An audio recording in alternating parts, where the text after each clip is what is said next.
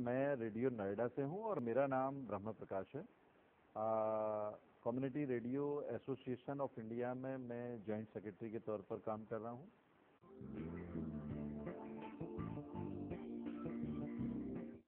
हमारा focus area women empowerment और education है और उसके लिए हम अलग अलग तरह से अलग अलग लेवल पर काम कर रहे हैं, क्योंकि एक लेवल पर काम करके हम कहें कि एक रेडियो में हमने प्रोग्राम बना दिया और बस उससे काम चल जाएगा, वो मुझे नहीं लगता है। इसके लिए हमने विज्ञान प्रसार के साथ मिलकर, जो डीएसटी का एक डिपार्टमेंट है, डिपार्टमेंट साइंस ऑफ टेक्नोलॉजी का एक डिपार्टमेंट है, उसके साथ मिलके हमने रेडियो विज्ञान क्लब इस्टेब्लिश किए हैं। और रेडियो विज्ञान क्लब अपना स्कूल नाम से एक योजना चलाता है, जो अलग अलग स्लम्स में लगभग 9 स्कूल हमारे चलते हैं। उन बच्चों से हम कुछ प्रोग्राम तैयार कराते हैं, उन टीचर्स से कुछ प्रोग्राम तैयार कराते हैं और उनकी जो समस्याएं होती हैं, उनकी जो बातें होती हैं, उनको रेडियो पर लेकर आते हैं।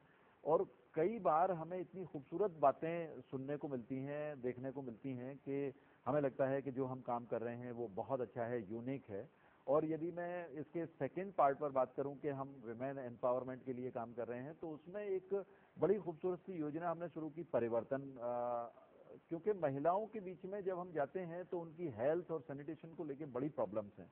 स्लम एरियाज में टॉयलेट्स नहीं हैं और टॉयलेट्स के अलावा घरों में बहुत गंदगी है, और वो गंदगी से किस तरह से वो लोग निजात पा सकते हैं, किस तरह से वो अपनी हेल्थ का ख्याल रख सकते हैं, इस चीज़ को देखा तो लगा कि इस पर कुछ काम करना चाहिए और इसको एक मल्टी लेवल योजना बनाकर उसको लागू किया।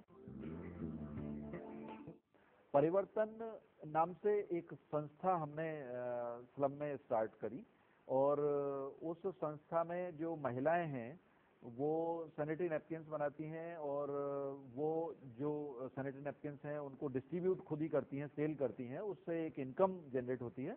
और उसके अलावा एक बहुत खूबसूरत सी बात यह है कि उस पूरी योजना का प्रचार प्रसार जो है वो हम रेडियो के थ्रू करते हैं, और उन महिलाओं की जो दिक्कतें हैं, परेशानियां हैं, या इस काम को करने में जो परेशानियां आ रही हैं, उसको हम रेडियो पर लेकर आते हैं और हर तरह से रेडियो उनके साथ जुड़ा रहता है। मैं ये सोचता हूँ कि रेडियो नोएडा का इम्पैक्ट, यदि हम ये कहें कि वो गाड़ियों में सुना जा रहा है कि नहीं सुना जा रहा है, या वो बस्तियों में सुना जा रहा है कि नहीं सुना जा रहा है, ये तो जाकर देखना पड़ेगा। गाड़ियों में सुना जाए या ना सुना जाए, इसकी हमें परवाह करने की जरूरत नहीं है, जहां तक मैं सोचता हूं। और जब मैं बस्तियों में जाता हूं, विजिट करता हूं, पर्सनली विजिट करता हूं, तो मुझे लगता है कि उनकी आंखों में वो सारी चीजें नजर आ जाती हैं जो हमने किया है।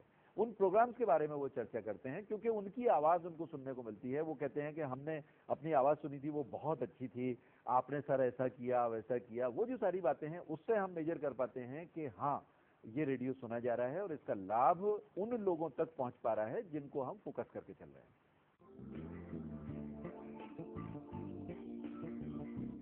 ये बहुत कठिन सवाल है। मुझे लगता है कि रेडियो नोएडा के सामने नहीं, अभी हिंदुस्तान भर में लगभग 126 लाइसेंस हुए हैं, और 126 लाइसेंस में सभी के सामने, कुछ को यदि हम हटा दें उसमें से 8-10 रेडियो स्टेशन को, तो सबके सामने ये बड़ा सवाल है कि हम किस तरह से सस्टेन करेंगे। अभी हमारे पास कोई कॉमर्शियल नहीं है, हम कोई दूसरी कॉमर्शियल एक्टिविटी नहीं कर पा रहे हैं कुछ परिस्थितियों के चलते हुए। मिनिस्ट्री से या और दूसरे सरकारी विभागों से हमें कोई एड नहीं मिल रही है। हम अपने संस्थान, जिसका ये रेडियो स्टेशन है, Asian school of media studies, जो मारवा स्टूडियोज का एक कॉलेज है, उसके नाम पर ये लाइसेंस है रेडियो नोएडा का, और उन्हीं के सहारे, उन्हीं के फंड से हम जो है काम करते हैं।